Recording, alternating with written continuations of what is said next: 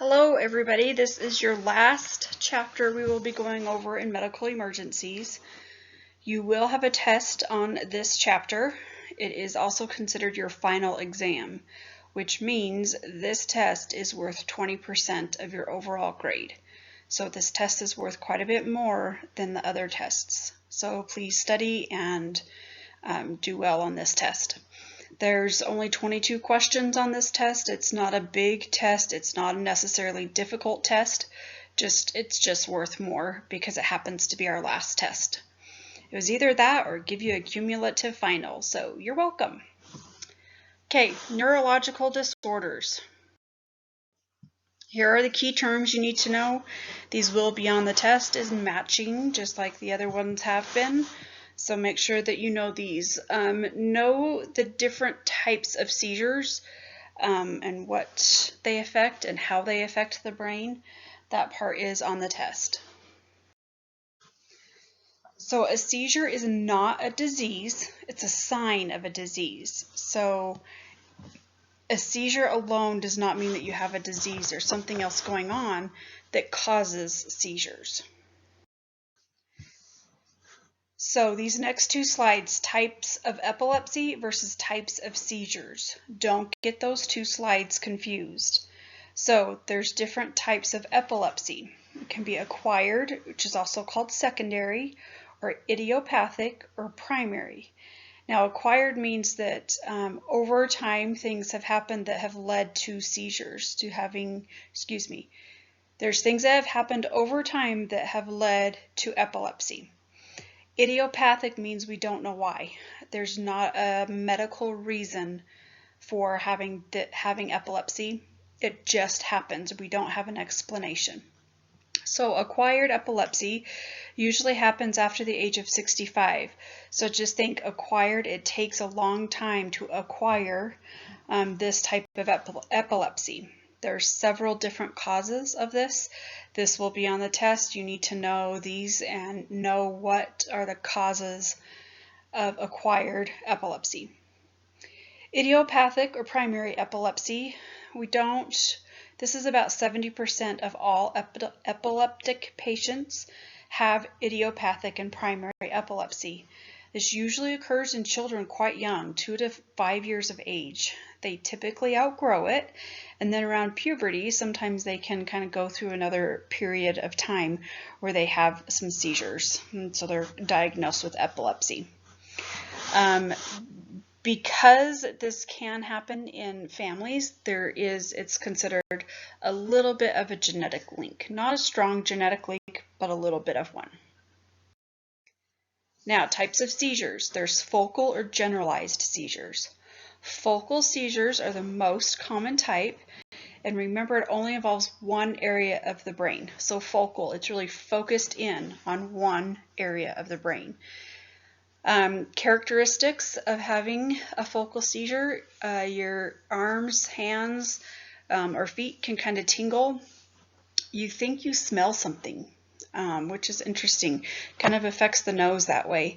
You can also see flashing lights, or sometimes you think you're talking normally, but it comes out as unintelligible, like we don't know what you're saying.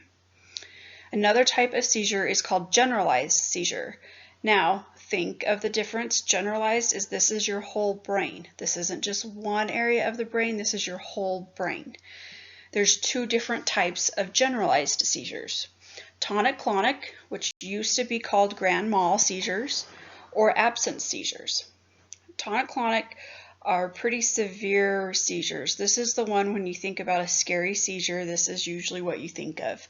Severe shaking, your muscles are stiff, you're kind of convulsing.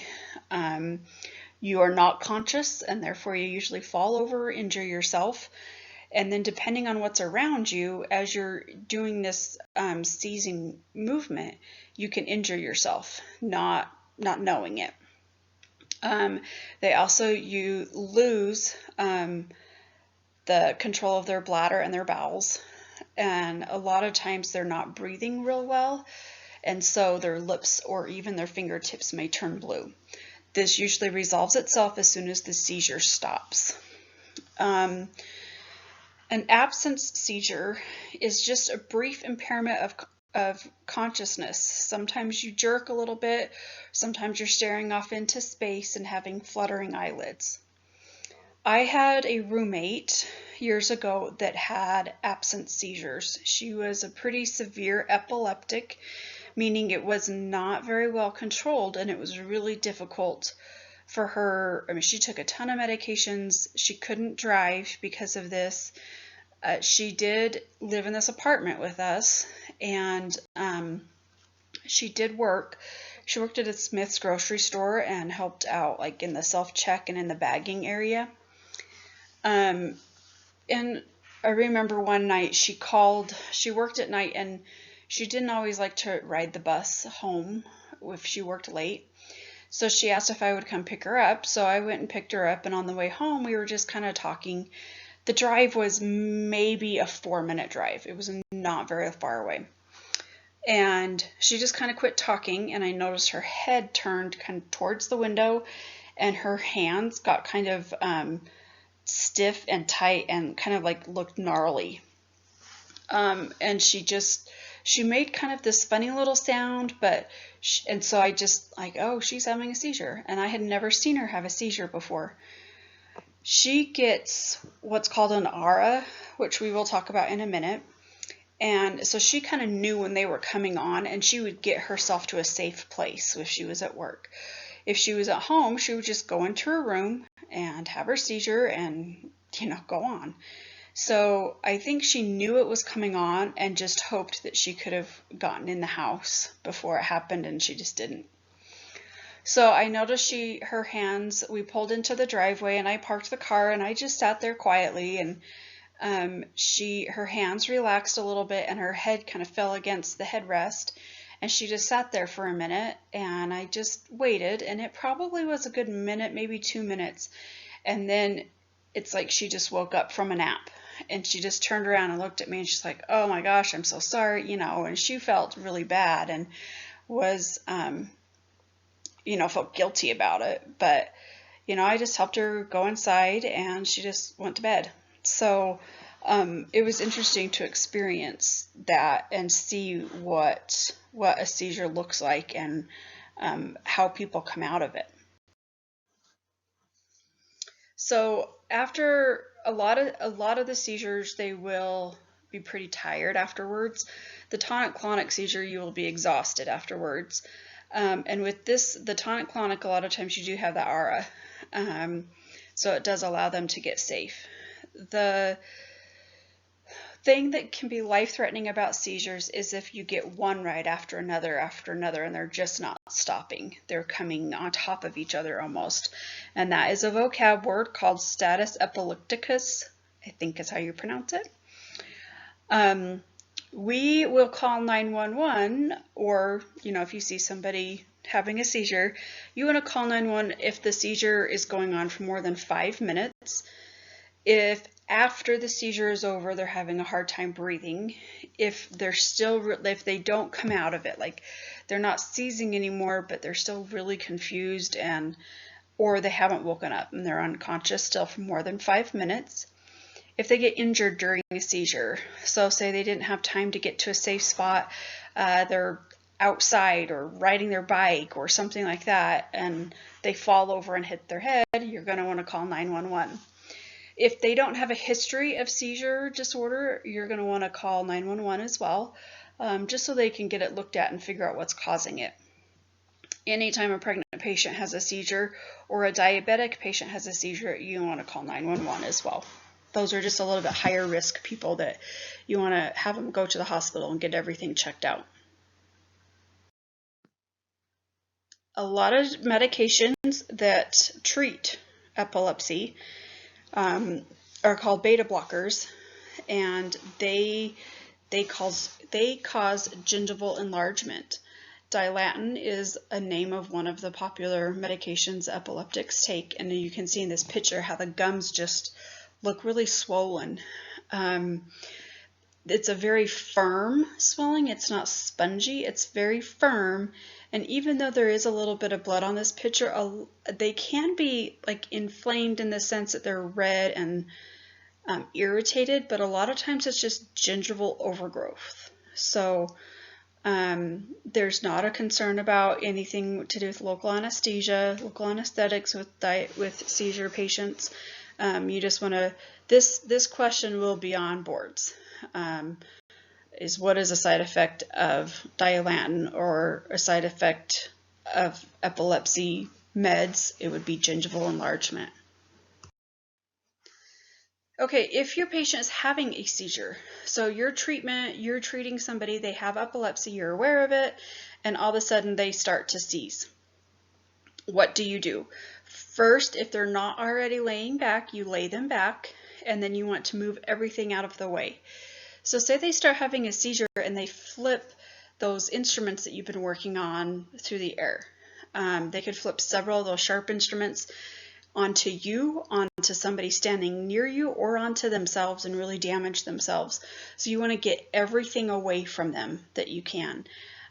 You want to kind of cradle and protect them. Like if they're seizing really bad, you want to kind of, you don't want to force their head down on the headrest, but if you need to, kind of guide it so they don't fall off is more than anything. And then once they're done, you want to just talk calmly to them and reassure them, and just ask them what they need. That's the biggest thing. How can you help? What do you need? Those are the kinds of questions that you need to ask. Okay, sleep disorders. So, I'm sure we've all felt like this in class. Some of you have looked like this in class. We won't mention any names, but they can be classified as sleep apnea, insomnia, and narcolepsy. So, 3 different things, 3 different causes. Sleep apnea usually occurs if you are overweight or if the anatomy is just constricting enough that it doesn't allow easy passage of air when you're laying down in bed and trying to sleep. So even children can have this. Sometimes if their tonsils are really big, some people it's how their sinuses and their nose is designed. So some of it is just how you're made. Your anatomy can really affect if you have sleep apnea or not. And then if you're overweight, that pressure kind of pushes down on your esophagus and on your lungs when you're laying down. The other thing is if you have a macroglossia or a really large tongue. In some cases, that tongue kind of rolls back in the back of the throat and will close off that airway. You're still breathing, and you will breathe every once in a while, and then all of a sudden it's like you hold your breath for a while, and then you gasp again, and you start breathing again. Most of the time, this is diagnosed when who you're sleeping with is annoyed by all the noises that you are making all night. So this isn't usually life-threatening. It can cause exhaustion because you don't ever get real sleep, that real deep sleep that you need, and it can lead to heart and lung issues. The other thing is you just don't get the rest, and so your brain just isn't functioning well. Like you're overall just not functioning quite as well as you should. Insomnia is you can't sleep. You cannot relax and fall asleep when you should. And this is time after time after time. A lot of times this is caused by emotional problems such as anxiety or depression. Narcolepsy is you just have an irresistible, uncontrollable desire to sleep. We don't know what causes this, and a person will slip in and out of sleep throughout the day. I had a patient who had narcolepsy and insomnia, which how those two go together, I don't really know. He was an interesting guy. He was really, really nice. He was an engineer, and when he was diagnosed with this narcolepsy, it got so bad he couldn't work anymore. He was falling asleep during work, and obviously that does not go well.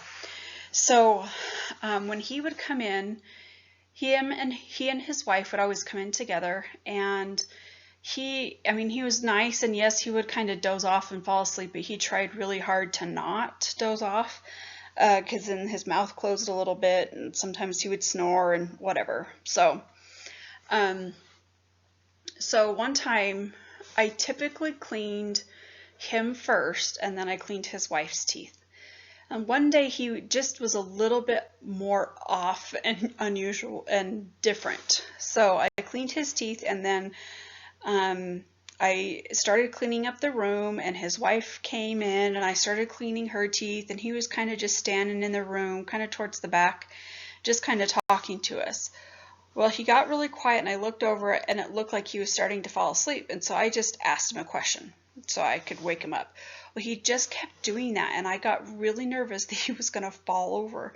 So his wife finally kind of got after him and told him to go sit down, so that didn't happen. So he finally did go sit down, and then I didn't have to worry about him falling over or falling on me or his wife. So it was kind of interesting to see how fast he would just go out, and you could tell he was fighting it, and he just couldn't fight it. Oh, sorry. So this is something that I want to just briefly talk about, mostly because, and there's really not going to be any of what I'm going to say right now on the test. There's not going to be anything about this on the test. I just want you to listen. There are so many mental disorders out there. There are so many of us, meaning you as students, us as faculty, second years, staff, everybody up on campus, really, everybody in this world. There's a lot of people that really suffer from this. As you can see on that picture, it can be a bunch of different things. There are so many different factors. There's so many different causes and reasons and treatments for this. On the medical questionnaire that I had out in practice, it said mental disorders as a check, and you had to either check it or not check it. And as I was going through it with patients, a lot of times they would kind of pause at it, like they didn't know if they should mark it or not. And a lot of times they would say, well, I have a little bit of anxiety, or sometimes I have depression, or I'm on medication for depression, or something like that. And I always tried to make them feel better about that, and not judge them for it, and not call them out on it, I guess. And so I just would kind of laugh. I'm like, oh, we all have that. And I just said, I would want you to mark it if it was an inability to perform your daily tasks. So I said, or something that is not in control, like schizophrenia, paranoia, something like that, that I need to know about so that I make sure I don't set you off. And so that's kind of how I would approach it. And I always tried to, I had one lady that it was about medication. And she said, she's like, well, she kind of just got weird when I asked her about her medication. So we moved on, and then we got to this mental disorders thing. And she just kind of got quiet and strange again. And she's like, well, anyway, I just kind of was like, I do need to know your medications because they can interact with some of the things that we use here. And I said, but if you don't want to talk about this one, I said, it's fine. Just let me know what medication you're taking. So anyways, it came out that she had OCD, is what she finally admitted to me. And, I felt bad that I felt like I was invading her privacy by getting that out of her. And I wasn't trying to do that. I wasn't trying to know what it was. But so I felt bad. And I have had moments of depression in my life. I deal with anxiety. It's things that life is not always easy, and there's different things and medications and treatments out there that can help us deal with our stresses in life. And I just don't want anybody to ever feel that we are judging them. I don't want you to feel judged. I don't think that anybody is less of a person or less important because they have any kind of disorder whatsoever, including these mental health disorders. This is something that we can't fix. It's something that we can't just turn on and turn off. And I wish that more people thought of mental health disorders like they do diabetes or like they do cancer, where we didn't do something to deserve this. So I just feel like it's starting to get better, but there's a big, I don't know the word, cloud, something, it's like on the tip of my tongue. There's, this stigma about mental health disorders. And I just hope as we are healthcare providers that we can help improve that image and support that image and not add to the discrimination of it, I guess is what I'm saying. Okay, some other neurological disorders that we'll talk about are Parkinson's and Alzheimer's. On the test, it does ask kind of these definitions. So Parkinson's, know that they're both progressive disorders. Know that Parkinson's is of the central nervous system and it is resulting in reduction of dopamine production. So that is what leads to Parkinson's, is there's not as much dopamine in the brain, and so it affects the CNS. In Alzheimer's, it starts to destroy the memory and the ability to reason, to learn, to make judgments, to communicate, to just carry out daily activities. So just know that difference between those two. So some famous people have had Parkinson's that maybe you are not aware of. The one that I know most about is Michael J. Fox. He was a pretty popular actor for me growing up, and then now he still acts with Parkinson's, and he just has these uncontrollable body movements. His speech is kind of slurred, and he just has these different facial expressions because he has Parkinson's. He cannot control some of those things. So these are some signs and symptoms of Parkinson's. Johnny Cash is probably too old for you guys to even know who the heck he was. He was a country singer. And Muhammad Ali, I would think that most of you know him. But so these are just some famous people that have dealt with Parkinson's. Alzheimer's is related to dementia. However, dementia can be just from natural aging. Or it can be from Alzheimer's. So Alzheimer's can cause dementia. You can have both. You can just have one, or you can just have the other. So these two, the lines are kind of blurred between Alzheimer's and dementia. This is just the inability to perform the daily tasks, and most of it's with memory. They just don't remember things. Sometimes they remember the past and they think they're still living in the past. Sometimes, they even think that they're children again, and they're not able to recognize family members a lot of times. I thought this was interesting. The brain scan, you can see how much of the brain is just not functional in Alzheimer's disease. My boss's dad had dementia for about 12 years. And he was the sweetest man. And luckily, when he passed away, he still was just a sweet, sweet man. Because sometimes they can get quite mean. But he told me one time that my boss loves ice cream. Always eats ice cream at least once a day. And I think he got it from his dad, because his dad was kind of the same way. He loved ice cream. So he said one time when they were all gathered together for a family event, and this was probably 3 years before he passed away, he had this little notebook in his hand, and he would walk up to you and say, "What's your favorite flavor of ice cream?" And he'd write it down. And then he'd go to the next person, "What's your favorite flavor of ice cream?" and write it down. And he went around the room about 3 or 4 times because he didn't know where he started to write down what favorite flavor of ice cream they had. So it just affects people differently. He was luckily able to still use the bathroom, and if you told him to brush his teeth, he could brush his teeth and things like that. He just couldn't quite remember some of the details. And it was off and on whether or not he recognized his kids. He usually recognized his wife, but he didn't always recognize his kids. Informed consent with people with Parkinson's and Alzheimer's and special needs. So all of these patients sometimes have a diminished mental capacity to make choices and decisions and judgments. In that case, they cannot sign their informed consent, and they must be done by a caretaker.